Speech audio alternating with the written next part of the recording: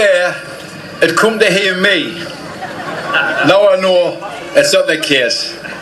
Anyway, I'd like to thank the Mayor on your behalf, and today I would like all of you to send a message out of best wishes to Rodney Bickerstaff.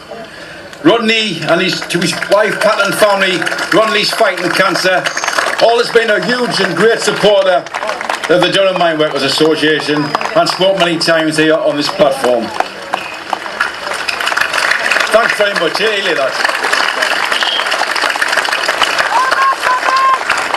It's 12 months since we lost our comrade Dave Hopper.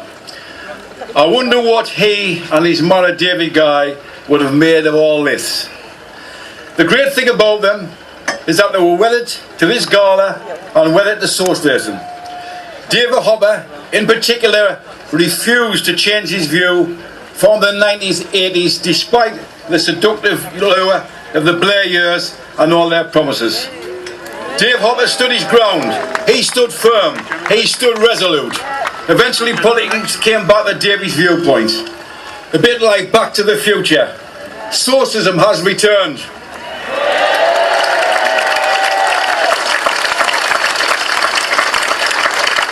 So, the two Davies, if you're up there, this is what socialism looks like at Durham Miners Gala in 2017. This has been a momentous year. What a road we've travelled. It swerved from left to right. It looked a bit gloomy with Brexit and a bloke who'd been tangoed being elected in America. The right and pretty much the far end of it seemed to have peaked. And then the world woke up. But not before a lot of damage was done. Farage, never off the telly, offering his old country back. But what we have is chaos, rising import and food prices, and the threat that we'll need visas to go to Benidorm. More seriously, they have created a huge question mark over the future North East manufacturing jobs. Not what most people thought they were voting for. And then may call an election. One we were promised we would never have. Like the EU referendum, this was another ploy to solve the Tory party internal splits. They couldn't do it themselves, so they asked the British public to do their dirty work for them. And now she has to deal with a DUP, a bunch of lunatics to say the least. They make the monster raving loony party look electable. And where has it left us?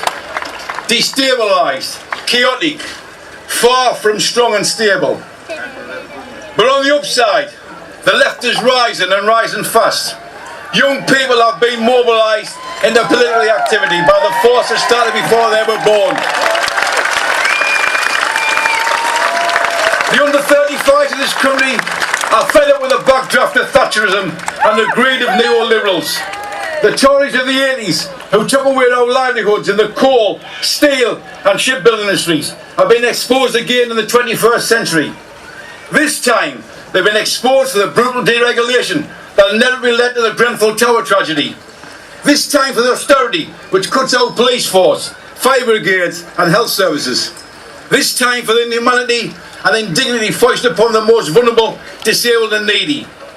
I'm sure we'll hear more on this from our tremendous speakers today, particularly from Ken Loach, who raised the curtain on all of this in his fantastic film, I, Daniel Craig.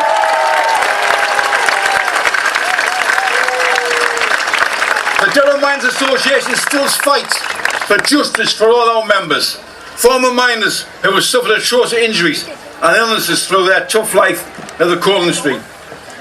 We know only too well what it's like for people rendered paraplegic through industrial accident to have their benefit cut.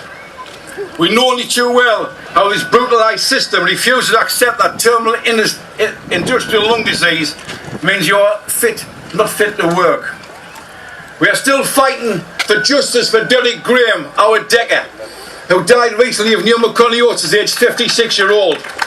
He was refused industrial injury compensation by the DWP, despite the consultant letter saying he had terminal lung disease. We will continue to fight for Decker and many more like him.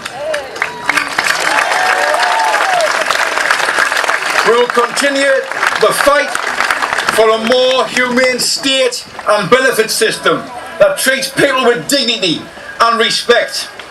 The list of insults to injuries of people struggling on the benefit is endless, and it's time it must end. And we look to our beloved Labour Party to restore the humanity in our public services and reverse the punishment cuts carried out in the name of austerity. It is great pride that we welcome Matt Rack from the Fire Brigades Union.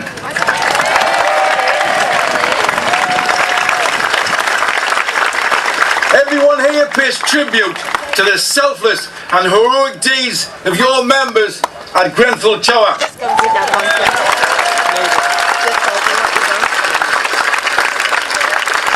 Matt will be speaking to us later.